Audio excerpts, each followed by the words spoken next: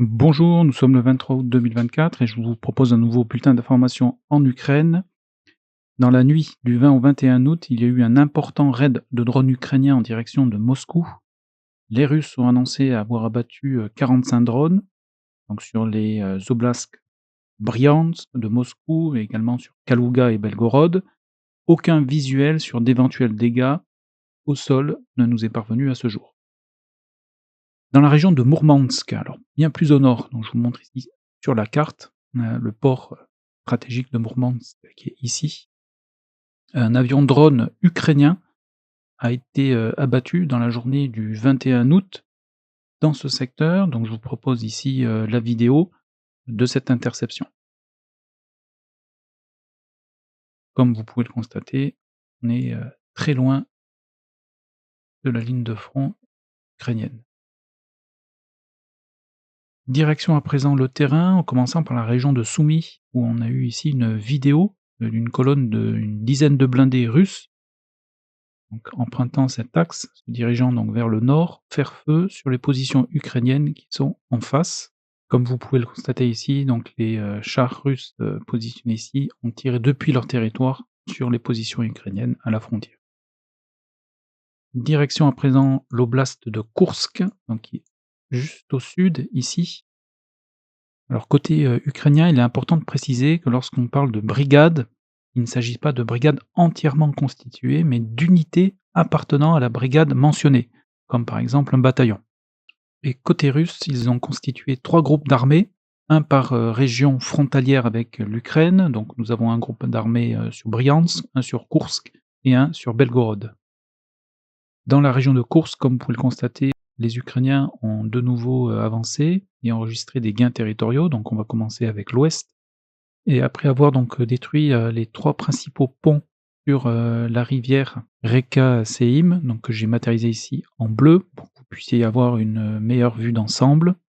Les Ukrainiens ont intensifié leurs frappes de drones, mais également des frappes aériennes dans ce secteur et notamment sur la ville même de Glouchkovo ici, où une frappe aérienne a eu lieu le 21 août, juste au sud du pont.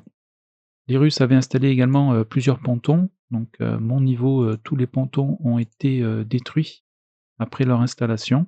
Seulement un petit doute sur le ponton à l'est de Glouchkovo qui a été, lourdement bombardé. Nous n'avons pas eu de visuel sur les résultats de la frappe. Mais après, donc la destruction de ces ponts et l'intensification des frappes ukrainiennes dans cette région, cela pourrait, laisser, supposer que les forces terrestres ukrainiennes devraient tenter une incursion également dans ce secteur afin de s'emparer de cette zone. Qui permettrait à leurs forces, sur, l'est d'éviter d'être attaquées sur les flancs. Et il sera intéressant de voir comment les Russes, vont réagir. Est-ce qu'ils vont laisser leurs, troupes sur place et défendre le secteur ou se replier derrière la rivière? Maintenant sur la ligne de front, il y a alors ici, également, bombardement aérien, ukrainien sur, cette commune ici, donc on est au nord, de Novoïvanovka. On note ici un gain de terrain au profit, des Ukrainiens, donc sur cette, partie où plus de 30 km² sont passés sous leur contrôle. Leurs forces terrestres sont entrées dans le village de Komarovka. D'ailleurs, ici nous avons une vidéo d'un char ukrainien qui est visé par un drone kamikaze, mais la vidéo est trop courte pour pouvoir constater le résultat de l'attaque. Une position ukrainienne ici a été attaquée par des drones kamikazes russes dans la journée d'hier, donc on est à proximité donc de la rivière, comme vous pouvez le voir.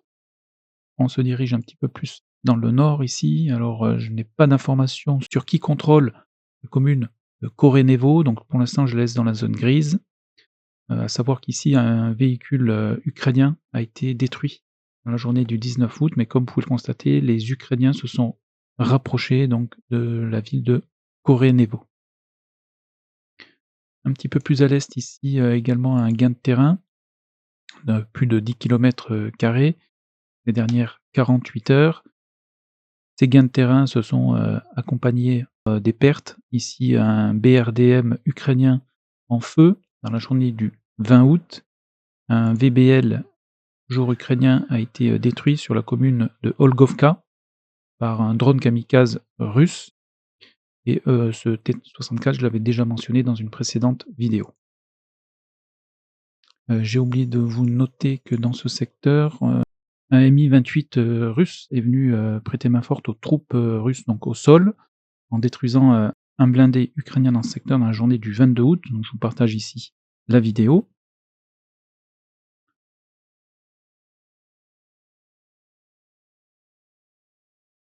Parlant de vidéo, nous en avons une autre ici avec une position ukrainienne camouflée qui a été bombardée dans la journée du 21 août. Donc nous sommes dans la zone grise et les Ukrainiens continuent toujours à lancer leurs raids avec de petites unités légères dans ce secteur. On continue un petit peu plus à l'est. Pas d'informations dans ce secteur ici. Alors dernière nouvelle, le village de Kremanioé était sous contrôle des Russes. Je n'ai pas eu d'autres visuels depuis le 11 août. Sur la commune de Malaya Loknia ici, c'est une position russe qui a été attaquée par des drones kamikazes ukrainiens dans la journée d'hier. Un petit peu plus à l'est, ce secteur, j'en avais déjà discuté dans la dernière vidéo. Le village de Martinovka est passé sous contrôle des Ukrainiens et une position à proximité de ce village a été bombardée par les Russes dans la journée du 20 août. On continue un petit peu plus au sud, nouveau gain de terrain ici au profit des Ukrainiens, avec plus de 40 km² de terrain passé sous leur contrôle, et notamment donc le village de Agronome ici. Au sud-est de ce village, nous avons le village de Rouskaya Konopelka, et où a eu lieu un combat entre blindés russes et ukrainiens. Donc dans cette vidéo, nous pouvons voir ici exactement un BMP-3 russe faire feu sur un M113 ukrainien qui quitte le secteur. Ensuite, nous avons un BMP-1 qui arrive depuis cet axe, ici. Donc depuis l'est. Il arrive donc nez à nez avec un VBL ukrainien qui est ici. Lorsque le BMP-1 voit le VBL ukrainien, il fait feu sur le blindé. Le véhicule ukrainien n'est pas détruit mais endommagé, parvient à faire une marche arrière et à s'extraire de la zone. Et c'est à ce moment-là où le BMP-1 donc arrive au carrefour qui est ici, et le BMP-3 le prend pour un véhicule blindé ukrainien et fait feu sur le BMP-1 russe. Le BMP-3 détruit le BMP-1. Le BMP-1, donc je vous montre ici, on voit clairement la signe V sur le blindé. Donc pour rappel, les Ukrainiens utilisent un triangle avec la pointe vers le haut. Le V est un signe distinctif utilisé par l'armée russe. Donc cela a eu lieu le 21 août, et dans cette même journée, les Ukrainiens ont perdu 2 Cosaques, un ici et un autre là, et leur infanterie a également été bombardée dans ces bâtiments ici dans la même journée. Donc situation particulièrement dynamique dans le village de Rouskaya Konopelka que je laisse pour l'instant dans la zone grise. Et un petit peu plus au sud ici, des positions ukrainiennes ont été bombardées dans le village de Spalnoe, notamment dans la journée du 21 août. Donc voilà pour le secteur de Koursk. Donc comme vous pouvez le constater, quelques gains de terrain au profit des Ukrainiens sur la partie nord et sur la partie sud. Et les Ukrainiens s'apprêteraient à attaquer donc cette zone ici qui est à l'ouest. Donc derrière la rivière dont ils ont détruit les ponts.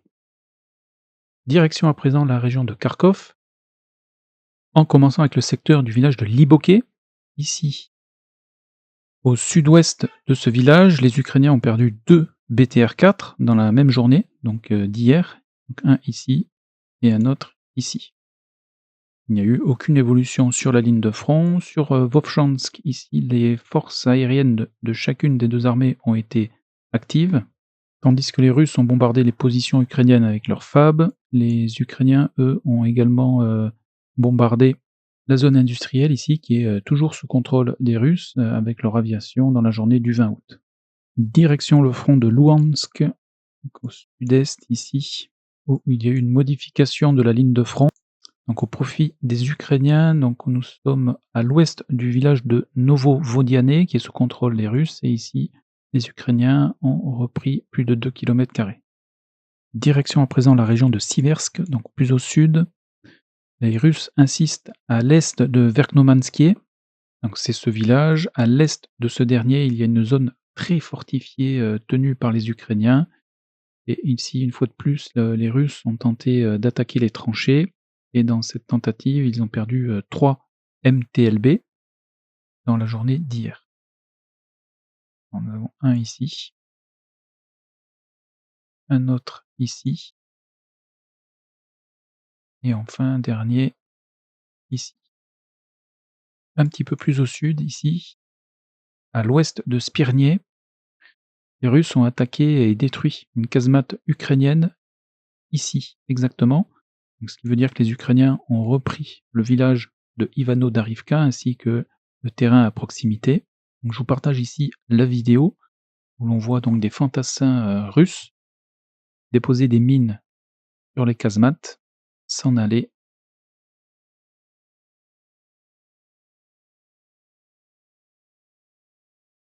L'explosion détruit la casemate. Donc cette vidéo a eu lieu au sud du village de Ivano-Darivka. Direction le secteur de Tchassifiar, où nous avons eu une vidéo. Donc on se situe à l'ouest du canal, ce qui veut dire que les Russes sont toujours présents de l'autre côté.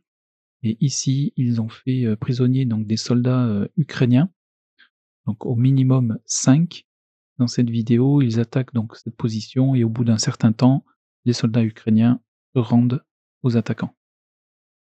On continue sur la ligne de front, au sud du village de Skupochki, donc ici. C'est un canon automoteur ukrainien qui a été détruit par un lance-7 dans la journée du 21 août.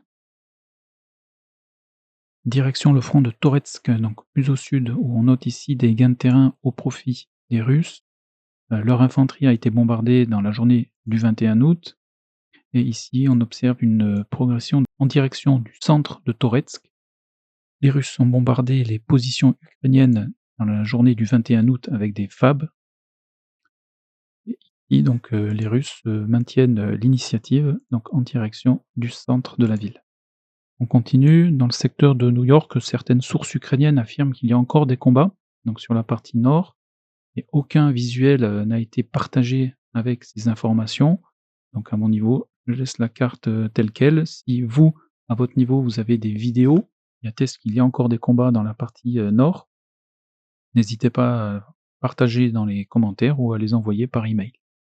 Direction le front de Donetsk, et ici, les combats continuent dans la commune de Rodivka. Ici, l'infanterie russe a été bombardée dans la zone grise dans la journée du 20 août. Les Ukrainiens, de leur côté, ont bombardé les positions russes dans ce secteur avec une bombe AASM Hammer, une bombe de conception française, avec un kit à l'avant qui permet de guider la bombe et un kit à l'arrière qui permet d'augmenter la portée de cette dernière. Je vous partage ici également la vidéo de cette frappe. On continue sur la ligne de front. Pas d'évolution dans le secteur de Zouravka. Par contre, les Russes ont étendu leur zone de contrôle aux alentours du village de Mykolaïvka, ici. Sur la commune de Novorodivka, un T-80 ukrainien a été détruit par un drone kamikaze russe. Et les gains russes dans ce secteur s'élèvent à 17 km². Comme vous pouvez le constater ici, une des voies d'approvisionnement de l'armée ukrainienne est sous la menace des Russes. Donc pour rappel, cette voie part de Pokrovsk. Pas d'autre évolution sur la ligne de front dans ce secteur. Sur Krasno-Rivka, ici, les Russes ont étendu leur zone de contrôle au nord-ouest de la ville. Sur Eorivka, ici, des BTR-82 russes ont été détruits. Donc notamment un ici, dans la journée hier. Un peu plus au sud-est, ici, on a 2 BTR russes qui ont été abandonnés. Un BTR-80 et un BTR-82. L'autre évolution sur la ligne de front est à mettre au profit donc des Russes, précisément sur le village de Paraskoivka, donc à l'ouest ici, donc où ils contrôlent actuellement ce secteur. Leur infanterie a été bombardée dans la zone grise il y a 2 jours, et les combats ont toujours lieu à l'est de Konstantinivka, ici. Pas d'autre évolution. Sur le front de Zaporizhia, il y a simplement un petit gain de terrain ici au profit des Russes. Donc on se situe au nord-est de Verbovier, ici. Et les Russes ici ont progressé dans la zone grise, et ce secteur est maintenant sous leur contrôle. Direction à présent la Crimée, et plus précisément la région de Kertch, ici, où un missile Neptune a été, tiré sur un ferry russe. Le missile a atteint le ferry et l'a détruit dans la journée d'hier. Donc ce ferry, transportait donc du carburant et faisait la liaison donc avec, l'autre rive, comme vous pouvez le constater ici. Et apparemment 2 missiles Neptune ont été, tirés sur, le ferry. Un a été intercepté et l'autre a atteint sa cible, qui a été détruit. Direction la région de Volgograd, donc Volgograd, anciennement Stalingrad. À l'ouest donc de Volgograd, un aérodrome a été, bombardé par les Ukrainiens, attaqué donc par des drones. 2 importants incendies, s'en sont suivis, donc un à l'est ici et un dans le centre de l'aérodrome. Et les fumées de ces incendies ont même perturbé, l'aéroport de Volgograd, donc qui est plus à l'est, donc ici exactement. Donc, ces frappes sur cet aérodrome ont fait, des dégâts. Alors tout d'abord sur la partie est ici, 4 hangars ici ont été détruits. Comme vous pouvez le voir ici donc, sur la vidéo 1, 2, 3, 4. Le bâtiment a également été détruit. Sur la carte, ça représente donc ces bâtiments et celui-ci. Ici un Sukhoi 34 aurait été, endommagé. Les vidéos que vous voyez à l'écran ici datent du mois d'avril donc de cette année. Donc ça n'a pas été, ce ne sont pas des images, récentes. Et sur la partie ouest, ici un Sukhoi 34 a été, détruit. Comme vous pouvez le voir ici donc, sur l'image satellite, exactement ici.